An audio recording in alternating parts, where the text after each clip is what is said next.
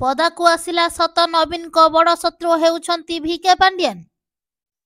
ହଁ ଆଜ୍ଞା, ଓଡ଼ିଶାର ପ୍ରିୟ ମୁଖ୍ୟମନ୍ତ୍ରୀ ଶ୍ରୀଯୁକ୍ତ ନବୀନ ପଟ୍ଟନାୟକ ଅନେକ ଥର ଜିତି ସାରା ଭାରତ ବର୍ଷରେ 1 ନମ୍ବର ମୁଖ୍ୟମନ୍ତ୍ରୀ ସ୍ଥାନ ପାଇଥିବା ବେଳେ ଏହାରି ଭିତରେ ଏବେ ଶୁଣିବାକୁ ମିଳୁଛି କାଳେ ମୁଖ୍ୟମନ୍ତ୍ରୀ ନବୀନ ପଟ୍ଟନାୟକଙ୍କର ବଡ଼ ଶତ୍ରୁ ହେଉଛନ୍ତି ତାଙ୍କର ଅତି ପ୍ରିୟର ମଣିଷ ଭିକେ ପାଣ୍ଡିଆନ।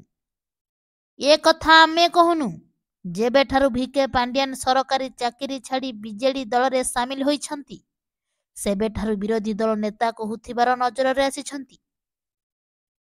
ସେପଟେ ନିର୍ବାଚନ ପାଖେଇ ଆସୁଥିବା ବେଳେ ବିଜେଡିକୁ ଜିତେଇବା ପାଇଁ ଅଣ୍ଟା ଭିଡ଼ିଛନ୍ତି ପାଣ୍ଡିଆନ।